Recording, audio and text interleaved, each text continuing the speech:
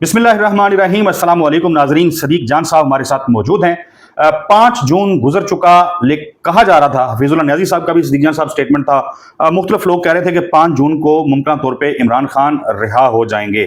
ज़ाहिर है हम भी, आप भी और बहुत सारे लोग जो कवर करते हैं, चीज़ों को देखते हैं, वो कह रहे थे कि ऐसा कुछ है नहीं। लेकिन ये कहना कि इमरान खान 5 जून को रिहा नहीं हो सकते थे, कानूनी अगर बात की जाए तो ऐसा नहीं है कि नहीं हो सकते थे, हो भी सकते थे। लेकिन हम तो ज़ाहिर है जब आप ओवरऑल कैलकुलेशन कर रहे होते हैं चीज़ों की, तो फिर हम बता रहे थे कि नहीं यार, ऐसा लगता नहीं है। बाजार जो इरादे हैं इस निज़ाम के, वो नहीं है कि इमरान खान को ईद से पहले रिहा किया जाए, और शहबाज हुकूमत इतना बड़ा इनका दिल भी नहीं है। तो अब जब इमरान खान रिहा नहीं हुए, आपने भी रिपोर्ट किया, मुख्तलिफ लोगों ने रिपोर्ट किया, जो कुछ इस्लामाबाद हाई कोर्ट में गुज़िश्ता रोज़ हुआ, जो नैब का मौक़िफ़ था, फिर सलमान सफदर साहब ने भी गुफ्तगू की और उन्होंने कहा कि जब से कायम मकाम चीफ जस्टिस डोगर साहब आए हैं, तब से हमें बिल्कुल, हमारे तो ना तो केसेस लगते हैं, और लगते हैं तो हमें किसी किस्म का कोई रिलीफ जो है वो नहीं मिला।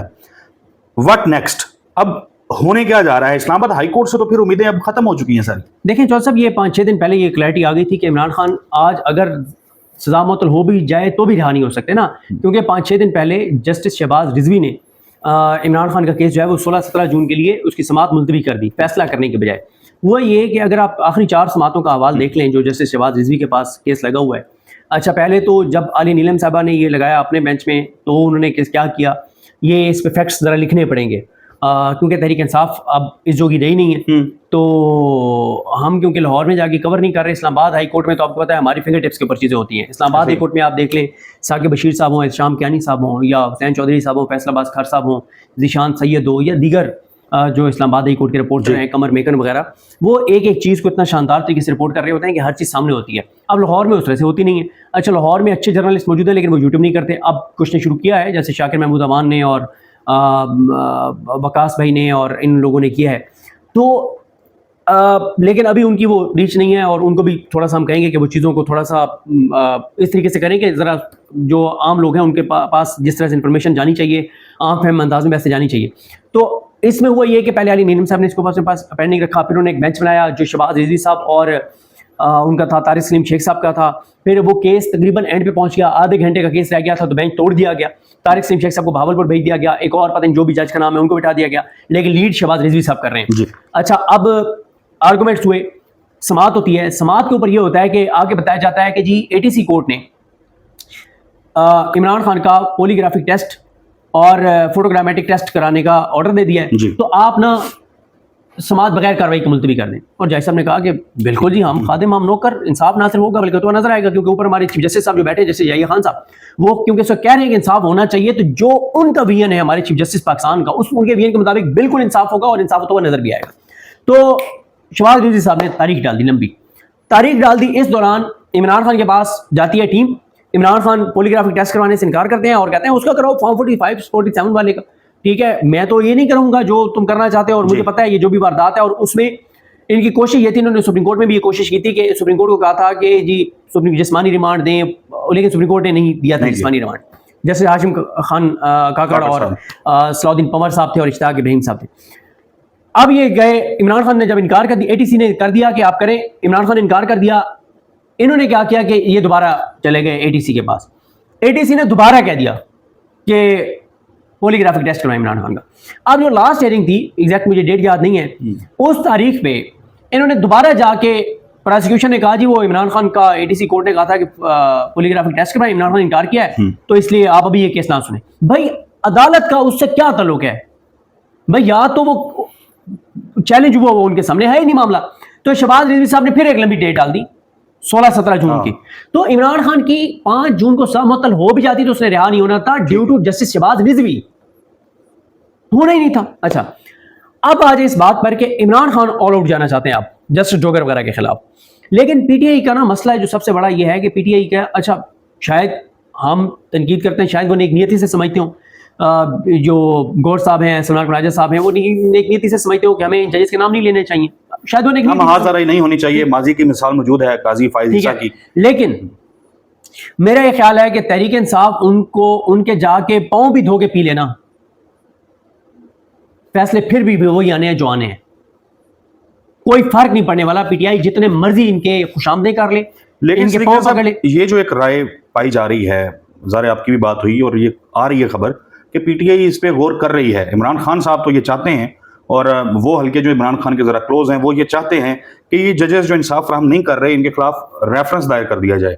अच्छा, दो आ रहा है, एक ये है कि रेफरेंस, लेकिन रेफरेंस में मसला ये है ना कि ये कोई ठोस बुनियाद हमारे अदालत के जो पैरामीटर्स हैं और जो मौजूदा निज़ाम है उसमें कोई है नहीं कि फैसले नहीं कर रहे, ठीक है। इस बुनियाद पे तो है, मतलब है नहीं, या तो आपके पास कोई सॉलिड एविडेंस होना कि ये फलां बंदे ने इनको कॉल की, इस बेस पे इन्होंने फैसले नहीं कर रहे।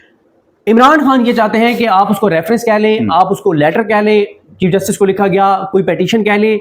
इमरान खान ये चाहते हैं कि ये नैरेटिव पूरे पाकिस्तान में जाना चाहिए, ऑन रिकॉर्ड लाया जाए तारीख में कम अज कम। अच्छा, मैं आपको एक चीज़ बताऊं कि इमरान रियाज खान साहब जब पहली बार जब गिरफ्तार हुए थे ना,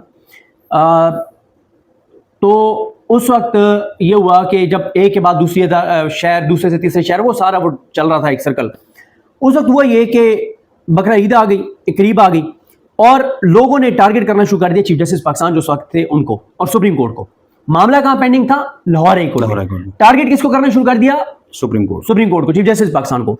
और इतना दबाव बढ़ गया चीफ जस्टिस पाकिस्तान पे कि उन्होंने कॉल की chief justice Lahore high court को, उनकी सरजनिश की, और उन्होंने कहा कि यार तुम खुदा का खौफ करो, तुम्हारी वजह से हम बेइज्जत हो रहे हैं, ये ड्रामा बंद करो और ये फौरन इमरान रियाज को रिहा करो। केस टेकअप हुआ और इमरान रियाज साहब ने वो ईद उल अजहा घर पे की थी, ठीक है सर। अब जस्टिस डोगर साहब को कौन लाया है? जस्टिस याही अफरीदी साहब लाए हैं। केस का फैसला था आसिफ अली जरदारी, शबाज शरीफ, आजम नजीर तारड़, मंसूर उस्मान अवान, आमिर फारूक, आलिया नीलम, इनका फैसला था कि जस्टिस सरफराज डोगर को 15 नंबर वाले को ला के हमने इस्लामाबादी कोर्ट लाना है।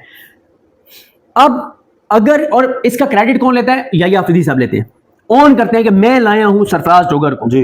अब आप मुझे बताएं कि अगर तहरीक इंसाफ के 12, 14, 15 वकील याही अफरीदी साहब की अदालत में चले जाते हैं और कहते हैं सर आपने कहा था कि जश्न मनाएं, बिल्कुल हम जश्न मनाना चाहते हैं कि बड़ी बात है आप माशाल्लाह जस्टिस सरफराज डोगर साहब को लाएं, लेकिन सर ये एक पेपर है हमारे पास, ये अगर जरा आप देख लें कि ये आपकी माशाल्लाह आपका जो विजन है सर आपका विजन है कि ये हमारे साथ सरफराज डोगर साहब कर रहे हैं। ओपन कोर्ट में ये था, मीडिया के सामने कि अगले हफ्ते लग जाएगा, अगले हफ्ते नहीं लगाया, फिर कहा अगले हफ्ते लग जाएगा, फिर ये सर जब से सरफराज डोगर साहब आए ये उनका रिपोर्ट कार्ड है, ये हमारे साथ हो रहा है। उससे होगा क्या?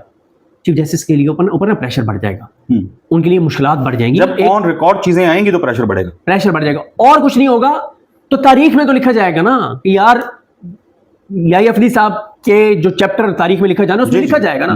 पीटीआई का मसला यह है कि इमरान खान चाहते हैं कि जजेस के नाम लेके आप फुल उसमें जाएं, आप लोगों को बताएं। इमरान खान क्या करते हैं, क्या कहते हैं? इमरान खान कहते हैं दो चीजें होंगी ना, या दबाव इतना बढ़ जाएगा कि दबाव बढ़ने से हमारे केसेस सुन के फैसला कर देंगे डोगर साहब, नहीं होगा तो लोगों में तो नैरेटिव हमारा और पॉपुलर होगा कि हमारे साथ जुल्म हो रहा है और तारीख में कम से कम ये लिखा जाएगा।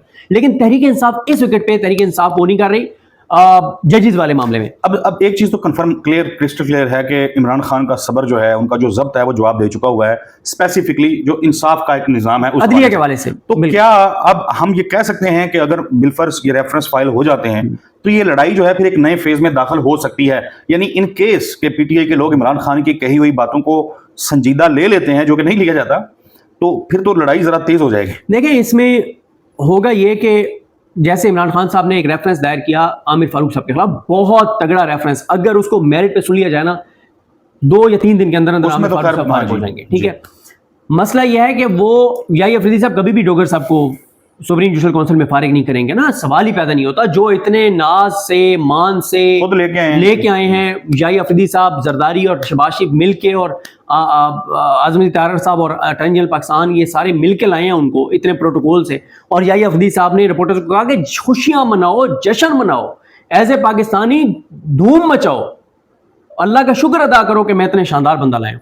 वो कभी भी उनको फारिग नहीं करेंगे। लेकिन सिर्फ ये होगा कि इंटरनेशनल मीडिया में, पाकिस्तान में एक नैरेटिव इमरान खान का मजीद मुस्तहकम होगा, इस हद तक फायदा होगा। इमरान खान चाहते हैं कि आप खुल के तहरीक इंसाफ इस पे आए, इस पे तहरीक इंसाफ नहीं आ रही। अलबत्ता तहरीक इंसाफ कुछ और चीजें करने जा रही है, आलिया हमजा साहिबा और मलिक अहमद खान, उस पे हम बात करते रहेंगे।